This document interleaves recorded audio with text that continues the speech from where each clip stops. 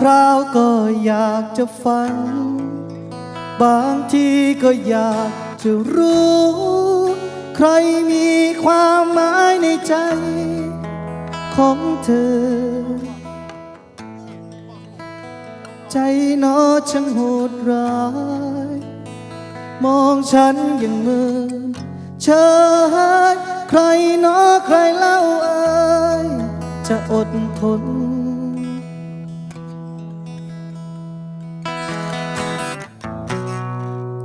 ก็เป็นได้แค่คนคนหนึ่งที่รักเธอยังเปิดเผยไม่เคยได้รักกลับคืน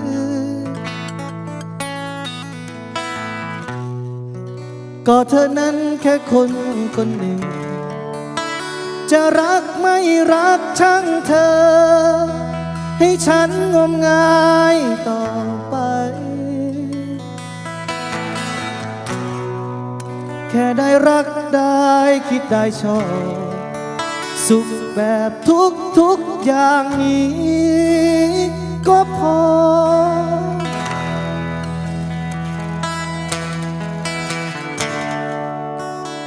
นี่ตัวเราคงคล้า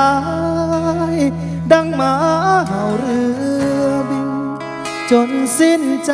ยังไม่ได้หยุดไม่กวนใจมองไม่รักไม่ว่าอะไร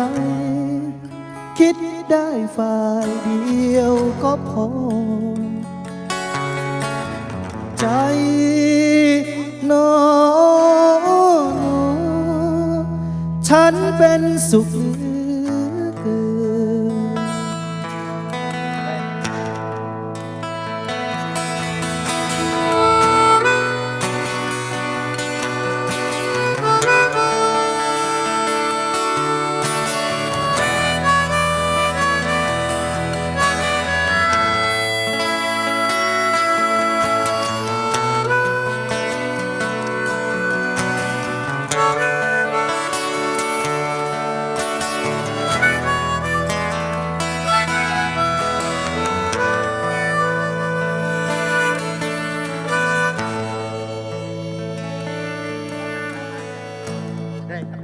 สำหรับขอบคุณนะครับสินน้ำใจนะครับขอบคุณมากนะครับรูปหล่อมากเลยพี่โดนผ่านน้ำข้างในใครรู้มันช้ำเพียงใด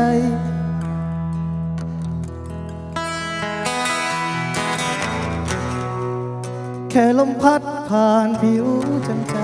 งๆฉันวอนว่าลมช่วยพัดผ่านมาทางนี้สูดดมกลิ่นหอมจางๆที่เหลือไว้ก่อนจะเลือนหายไป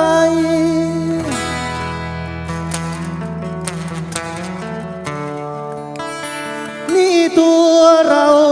คงคล้ายดังหมาเห่าเรือบินจนสิ้นใจยังไม่ได้หยุดไม่กวนใจมองไม่รักไม่ว่าอะไรคิดได้ฝ่ายเดียวก็พอใจนอนฉันเป็นสุขเหลือเกิน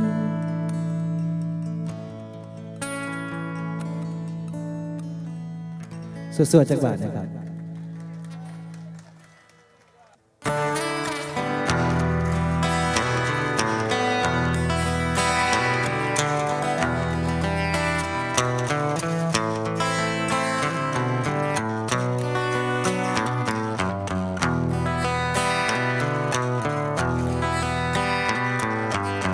เพลงชาติไทยดังก้อง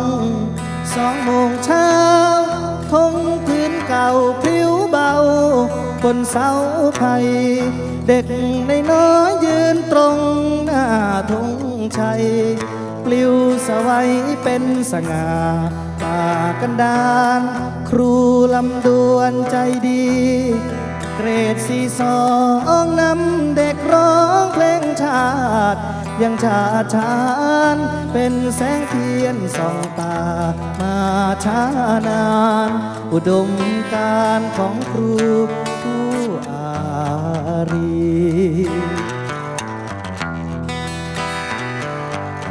เป็นครูใหญ่ครูน้อยผ่านโรงเสร็จ สอนเสด็จจากประถมถึงป .4 เงินเดือนพออย่าใส่ได้ชนปี แต่บางทีต้องขอข้าวหลวงตา ตอนเพ็ญเดือน9 ราววันพุธครูโดนฉุดหายไปในกลางป่า เด็กน้อยคอยครูผู้เมตตาดีกว่าไม่เห็นหน้าครูลำดวน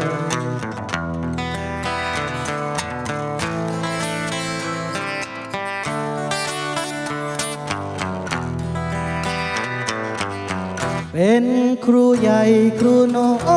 ยผ่านโรงเสร็จ สอนเสด็จจากประถมถึงป .4 เงินเดือนพออย่าใส่ได้ชนปี แต่บางทีต้องขอข้าวหลวงตา ตอนเป็นเดือน9 ราววันพุธครูโดนฉุดหายไปในกลางป่า เด็กน้อยคอยครูผู้เมตตาอนิจจาครูโดนฆ่ากลางป่าดอย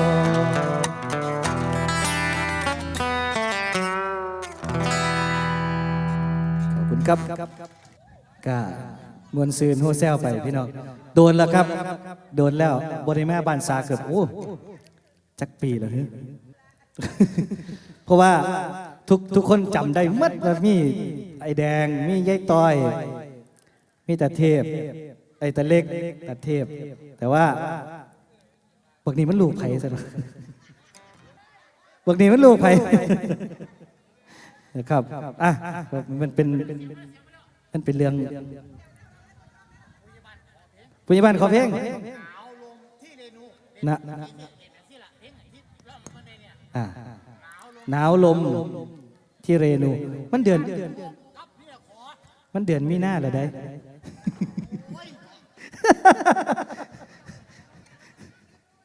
อันนี้มันเกษตรสมบูรณ์บ้านสะได้เนี่ยที่ได้อยู่ได้เนาะขอบคุณครับขอบคุณครับล่มทอวีอยู่พี่น้อง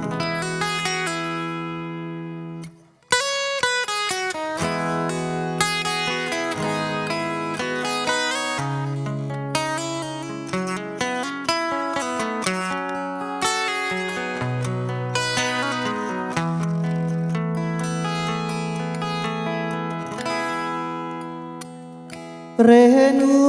นครที่นี้ช่างมีมนต์คลังได้พบนวลนางดังเหมือนต้องมนต์แน่นิ่งน้องนุ่งสิ้นไหมไว้ผมอวยสวยเพลิดเพลิงพี่รักเจ้าแล้วแท้จริงสาวเวียงพิงแห่งแดนอีสานเราเคยสัมพันธ์พรอดรักเมื่อคราหนาวคืนฟ้าสักกาวเหน็บหนาวน้ำค้างเดินนาเพราะได้เคียงน้องถึงต้องหนาวตายไม่หวาดหวั่นรุ่งรางต้องร้างไกลกันสุดวันไว้ก่อนลาถ้าป่วยร้อยพื้นไม่ชื่นเหมือนน้องอยู่ไกลดูดอุร้อยให้ไม่คลายหนาวได้หรอกนะห่างน้องพี่ต้องหนาวหนักอุรา คอยนับวันเวลา จะกลับมาโอบไอรักเก่าเย็นลมเหมันผ่านพันยิ่งพาสะท้อนโอ้น้องบางอ่อนก่อนนั้นเคยขอเพียเจ้าครั้นเที่ยวชมงานพระธาตุพนมยามหนาพี่ยังไม่ลืมน้องเยาว์โอ้แม่สาเรนู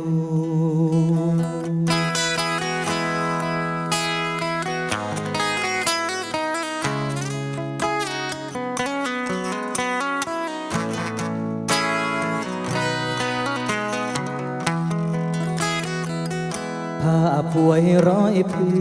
นไม่ชื่นเหมือนน้องอยู่ไกลดูดอุร้อยให้ไม่คลายหนาวได้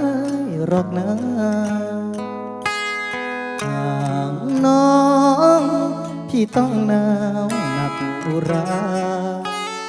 คอยนับวันเวลา จะกลับมาโอบไอรักเก่า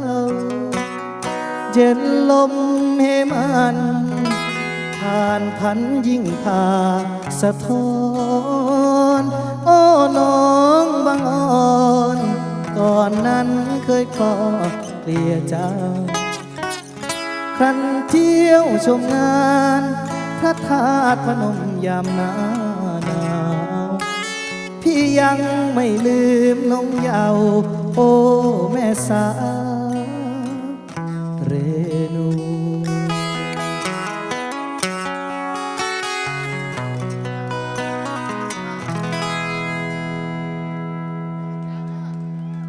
ขอบคุณครับ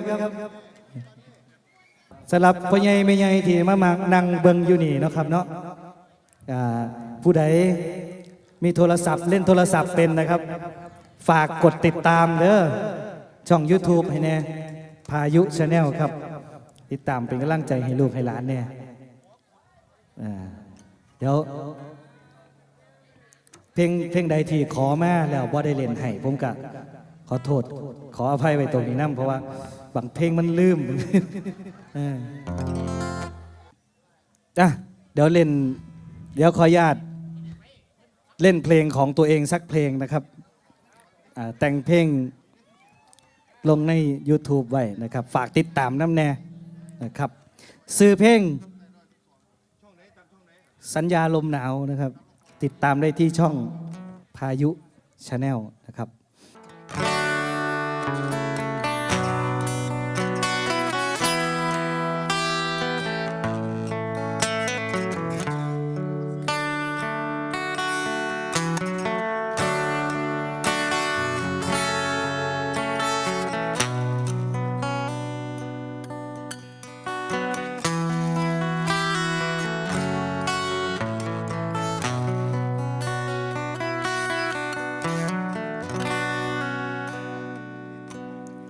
นา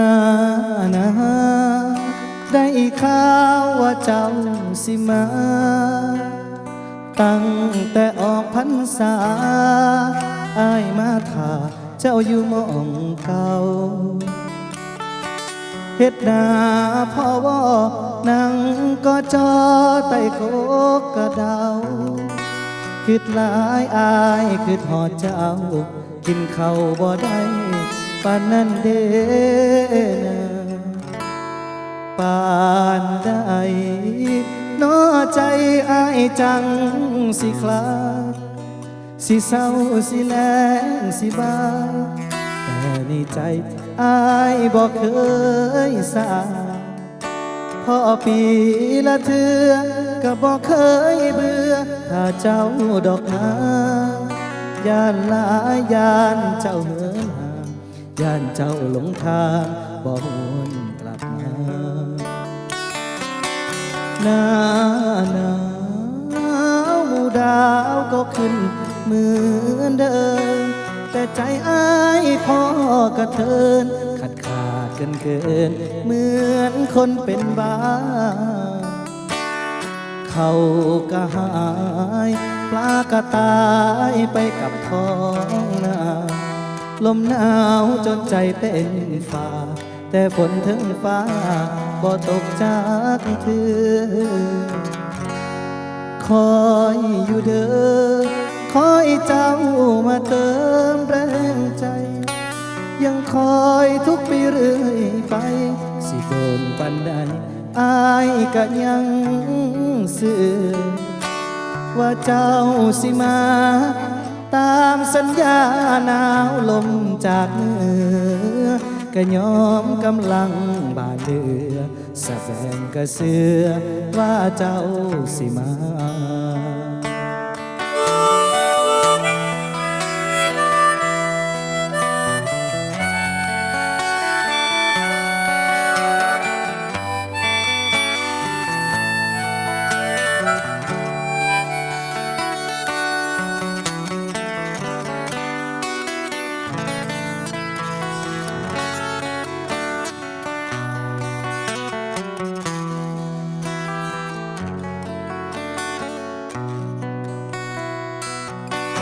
หน้า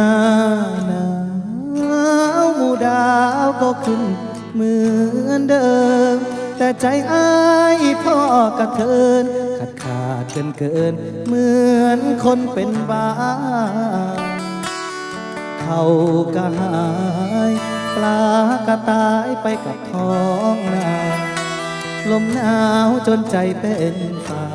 แต่ฝนถึงฟ้าบ่ตกจากเธอคอยอยู่เด้อคอยเจ้ามาเติมแรงใจยังคอยทุกปีเรื่อยไปปันใด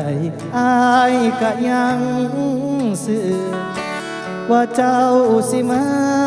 ตามสัญญาหนาวลมจากเหนือก็ยอมกำลังบานเดือสะแบงกระเสือว่าเจ้าสิมา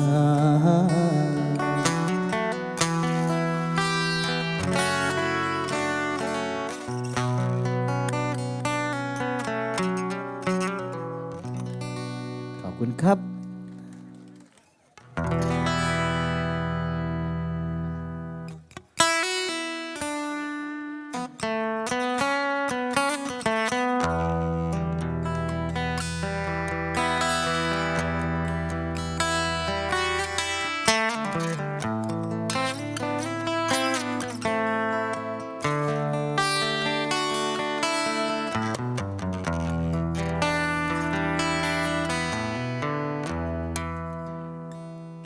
ยามน้ำตาย้อยอายคอยซับด้วยใจหักแอบห่วงแอบพักก่อนที่เขาพบเจ้าตั้งโดนจบจากเขาเฮ็ดให้ใจน้องเศร้าสับสนน้องยังมีอายทั้งคนคอยอยู่ข้างๆฟังเสียงน้ำตาทุ่มเททุกอย่างหาทางให้เจ็บเจ้าหายน้องเปลยว่าใจกำลังจะหักอายแล้วนะพอได้ข่าวเขาก็นั่งซึมต่อและขอเวลาจากสิ่งที่เจ้าเป็นมาฟังเด้อน้องนาสิเว้าแป้น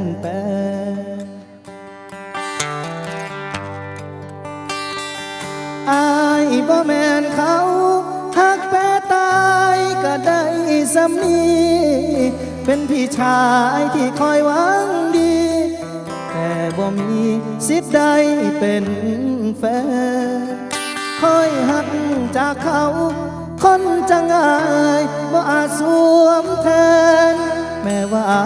เคยใช้อ้อมแขนปลอบโยนน้องนับครั้งวอทวนให้น้ำท่วมโลกคุณบ่น้องสิลืมเขาอยากเศร้าอยากเหงาน้องก็เหงามาพอสมควรพอเผลอลืมเขา กะซบไหลอายปานอายคู่ควร บาดลมความหลังพัดหวนก็คือทอดเขาอายกะเบิดค่า